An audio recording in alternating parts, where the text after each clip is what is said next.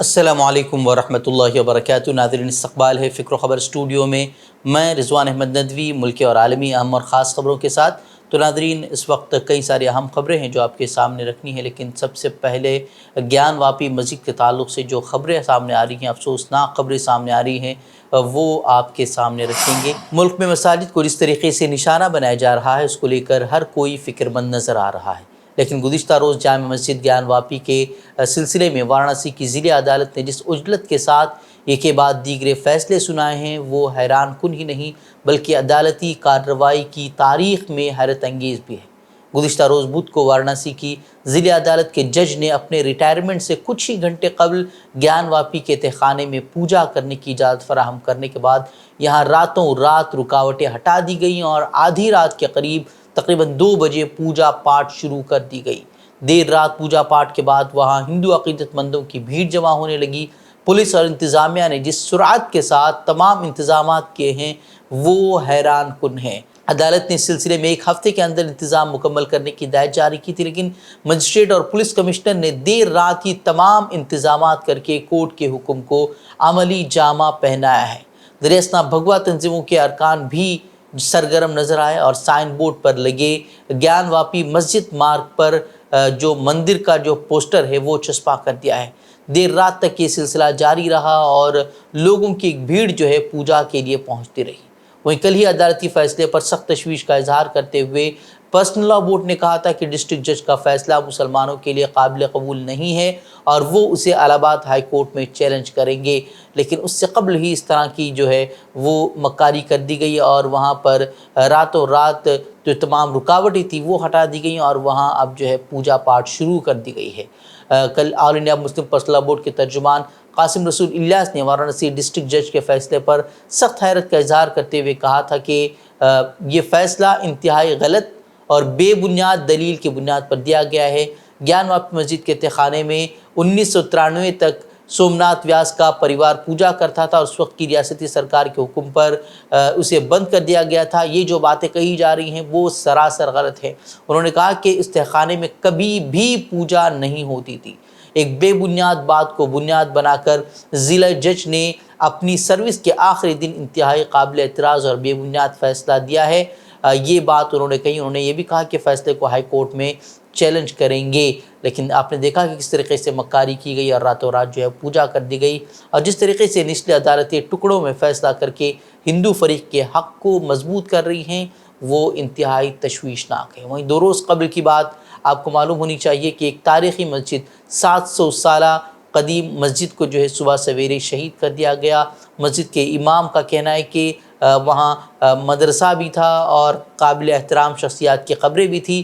انہوں نے یہ بھی الزام لگایا کہ عوام کی نظروں سے چھپانے کے لیے ملبے کو جو ہے احتیاطاً فوری طور پر وہاں سے ہٹا دیا گیا۔ اب اسے مسلمانوں کی کھلی دشمنی نہ کہیں تو اور پھر کیا کہا جائے۔ غزہ میں اسرائیلی حملوں میں مرنے والے فلسطینیوں کی تعداد 27,000 تک جا پہنچی ہے۔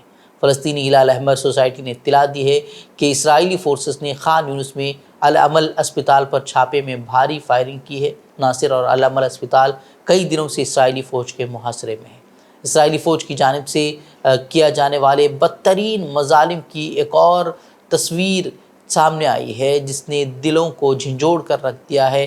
ہر کوئی دیکھنے والا حیران ہے، ہر کوئی پریشان ہے۔ شمالی غزہ کے اسکول سے ہاتھ پاؤں بندھی ہوئی 30 سے زائد لاشیں برآمد کر لی گئی ہیں۔ فلسطینی وزارت خارجہ کے مطابق اسکول سے 30 سے زیادہ لاشیں اجتماعی قبر سے برآمد کی گئی ہیں۔ لاشوں کی آنکھوں پر پٹیاں تھیں، ہاتھ پیر بندھے ہوئے تھے۔ ان تمام فلسطینیوں کو تشدد کر کے قتل کیا گیا تھا۔ وہیں وزارت خارجہ نے اس گھناؤنے عمل کی اور قتل عام کی عالمی تحقیقات کا اب مطالبہ کیا ہے۔ وہیں جنگ بندی کی باتیں ہو رہی ہیں اور کہا جا رہا ہے کہ جنگ بندی کے لیے کوئی معاہدہ اسی ہفتے جو ہے وہ طے پانے والا ہے، لیکن ابھی تک دونوں فریقوں کی جانب سے جو شرائط ہیں وہ مختلف ہیں۔ آگے کیا ہوگا یہ دیکھنا ہوگا، لیکن حماس کا صاف طور پر اب بھی یہی کہنا ہے کہ جنگ بندی کرو، فوج نکالو، محاصرہ ختم کرو اور اپنے قیدی لے جاؤ، جبکہ نیتن یاہو کا کہنا ہے کہ جنگ ختم نہیں ہوگی، فوج نہیں نکلے گی اور حماس کا خاتمہ ان کی پہلی ترجیح ہوگی، جبکہ نیتن یاہو کے اتحادیوں کا کہنا ہے کہ وہ حکومت سے دستبردار ہو جائیں گے اگر جنگ ختم ہو جاتی ہے۔ वहीं अपोजिशन लीडर कह रहे हैं कि जंग के ज़रिए असीरों की ज़िंदगियों के साथ खिलवाड़ नहीं किया जाना चाहिए। ऐसे में नेतन्याहू एक तरफ तो अपने इत्तेहादियों की वजह से परेशान हैं और अपोजिशन लीडरान ये कह रहे हैं कि उन्हें असीरों की रिहाई के लिए कोशिश करनी होगी, जबकि दूसरी जानिब जो अवाम है, जो असीरों के अहल खाना है, वो भी लगातार दबाव डाल रहे हैं कि उन्हें असीरों की रिहाई के लिए मुज़ाकरात करने होंगे। लेकिन क्या होगा ये आने वाला वक्त बताएगा। हालांकि ये बातें कही जा रही कि इस हफ्ते तक जो है जंग बंदी के ताल्लुक़ से कोई अहम पेशरफ्त होने वाली है, लेकिन देखना अहम होगा। वह कदम उठा रही है। वहीं अल-क़स्साम ब्रिगेड अब मगरबी किनारे में भी इसराइली जाबिराना छापामार कार्रवाइयों को रोकने के लिए कदम उठा रही है। उन्होंने कहा है कि उन्होंने फ़लस्तीनी शहर तोबास में दाखिल होने वाली इसराइली गाड़ियों को निशाना बनाया है। कल भी एक वीडियो उन्होंने जारी की थी जिसमें उन्होंने मज़ीद कई इसराइली बख्तरबंद गाड़ियों को निशाना बनाया था। उसकी वीडियो जो है वो वायरल हुई थी। दूसरी जानिब जो है बहर अहमर का रास्ता महफूज बनाने के लिए एक नई मुहिम यूरोपीय यूनियन की जानिब से शुरू की जा रही है। यूरोपीय यूनियन अब जहाज़रानी के रास्तों को महफूज बनाने के लिए एक मिशन पर दस्तखत करने वाले हैं, जहाँ तैयारे और बहरी जहाज़ों के ज़रिए हूसियों का मुकाबला किया जाएगा। इस तरह की बातें जो है वो कही जा रही हैं। कहा जा रहा है कि इसमें कई ममालिक जो है वो शामिल होने वाले हैं। जैसे कि आप सभी को पता है कि हूसियों ने साफ़ कर दिया है कि जब तक इज़राइल गज़ा पर जंग बंद नहीं करता उस वक्त तक जो है वो बहर अहमर में इज़राइल से मुंसलिक जहाज़ों को निशाना बनाते रहेंगे। और यही वजह है कि अब यूरोपीय यूनियन से लेकर अमेरिका और इसके इत्तेहादी तमाम जो है वो अब परेशान नज़र आ रहे हैं और वो इसके लिए कोशिशें कर रहे हैं कि किसी तरीके से जहाज़रानी को जहाज़ों को तिजारती जो जहाज़ हैं उन्हें कोई नुकसान न पहुँचे, उनके लिए वो फ़िक्रमंद नज़र आ रहे हैं। लेकिन जिस तरीके से फ़लस्तीन में अमवात हो रही हैं उसको लेकर किसी का ध्यान नहीं है। राजस्थान में हिजाब का मामला अब आला सतह पर पहुंच चुका है। हवा महल के मेंबर असम्बली बाल मुकुंद के ज़रिए शुरू किया गया तनाज़ा अब राजस्थान हुकूमत का इशू बन चुका है। राजस्थान हुकूमत अब इस मामले में सरगर्म हो गई है और उन्होंने स्कूल में हिजाब को लेकर जो तनाज़ा, जिस तरीके का तनाज़ा कर्नाटक में हमने देखा था, अब राजस्थान में भी उसी पैमाने पर उठाने की कोशिश की जा रही है। इस हफ्ते के शुरू में बाल मुकुंद आचार्य ने लड़कियों के हिजाब पर एतराज़ किया था और अब जो है वज़रा ने इंतबाह देना शुरू कर दिया है कि तालिबात को स्कूल ड्रेस कोड में आना पड़ेगा। वज़रे के आने वाले दिनों में आम इंतखाबात होने वाले हैं, उसके पेश नज़र राजस्थान में बीजेपी की सरकार हिजाब के इशू को रियासती सतह का इशू बनाने की तैयारी कर रही है। राजस्थान के school education minister Madan Dilawar ने खबरदार किया है कि जहाँ भी ड्रेस कोड पर अमल नहीं किया जा रहा है वहाँ सख्त कार्रवाई की जाएगी। मुल्क की जांच एजेंसियों पर मोदी सरकार के इशारे पर काम करने का इल्ज़ाम तो बारहा लगता रहा है। अपोजिशन तो इल्ज़ाम आयद ही कर रही है कि तमाम जांच एजेंसियां अब बीजेपी की टीम की तरह काम कर रही हैं। इसी दौरान एक और खबर ने इस बात पर अब मोहर लगा दी है। पार्लियामेंट पर हमले के 6 में से 5 मुलजिमीन ने दिल्ली की मकामी अदालत में हलफनामा पेश करते हुए सनसनीखेज इल्ज़ाम आयद किया है कि तफ्तीशी एजेंसियां लगातार उन पर दबाव डाल रही हैं कि वो इस हमले के लिए अपोजिशन लीडरों को जिम्मेदार ठहराएं और किसी एक लीडर का नाम ले लें, यानी कि अपोजिशन लीडरों का नाम ले लें तो वो बच सकते हैं। इस तरह उन पर दबाव डाला जा रहा है। उन पाँचों ने अपने हलफनामे में ये भी बताया है कि तफ्तीशी एजेंसियां उन्हें मुसलसल टॉर्चर कर रही हैं, उनके खिलाफ 3rd डिग्री टॉर्चर का इस्तेमाल किया जा रहा है, उन्हें खाने पीने तक को नहीं दिया जा रहा और न किसी से मिलने की इजाज़त दी जा रही है। ये हलफनामे पटियाला हाउस कोर्ट की एडिशनल सेशन जज हरदीप कौर की अदालत में दाखिल किए गए हैं। उनमें यह बताया गया है कि उनके सोशल मीडिया अकाउंट्स के पासवर्ड पर लिए गए हैं और उन्हें तशद्दुद करके जो है उनके अकाउंट के पासवर्ड लिए गए हैं और अब वो नहीं जानते कि उन अकाउंट के साथ क्या किया जाएगा, क्योंकि एजेंसी के अफसरान उन्हें मुसलसल फंसाने में मसरूफ़ हैं। आपको मालूम होना चाहिए कि गुज़िश्ता पार्लियामेंट के इजलास में कुछ नौजवान बेरोज़गारी से परेशान होकर अपना एहतजाज दर्ज करने के लिए पार्लियामेंट के इजलास में घुस आए थे, जिसके बाद काफ़ी हंगामा देखने को मिला था।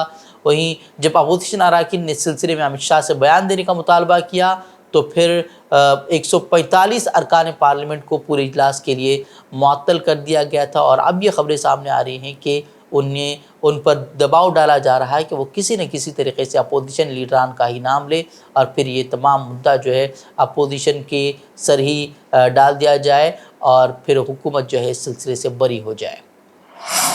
सुप्रीम कोर्ट ने उमर खालिद की ज़मानत की दरख्वास्त वक्त की किल्लत के सबब फिर से मुलतवी कर दी है और कहा है कि वो उसे कल देखेंगे। और देखिए, दहली फसादात के इल्ज़ाम में उमर खालिद UAPA के तहत जेल में बंद हैं। बेंच ने कहा कि वक्त की किल्लत की वजह से वो इस मामले की समाअत नहीं कर सकते, जिस पर उमर खालिद की जानिब से पेश होने वाले वकील कपिल सिब्बल ने कहा कि वो इस मामले पर बहस के लिए कल मौजूद नहीं होंगी, क्योंकि वो अलीगढ़ मुस्लिम यूनिवर्सिटी की अक़लियती किरदार के मामले की समाअत करने वाली 7 जजों की आइनी बेंच के सामने पेश होने वाले हैं। उसके अलावा ये मशवरा दिया गया कि दहशतगर्दी मुखालिफ कानून के दीगर पहलुओं को चैलेंज करने वाले दीगर मुतल्लका मौज़ूआत पर समाअत शुरू हो सकती है। और देखिए, गुज़िश्ता हफ्ते भी उमर खालिद की ज़मानत की दरख्वास्त पर समाअत मुलतवी कर दी गई थी।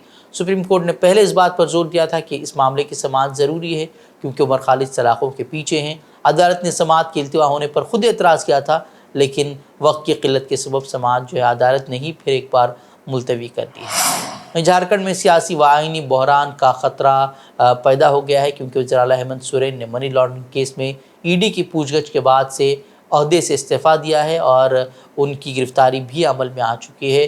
वहीं हुक्मरान पार्टी के अरकान ने चंपई सोरेन को अपना लीडर मुंतखब कर लिया है और उनका नाम नए वज़ीर आला के तौर पर गवर्नर को पेश भी कर दिया गया है।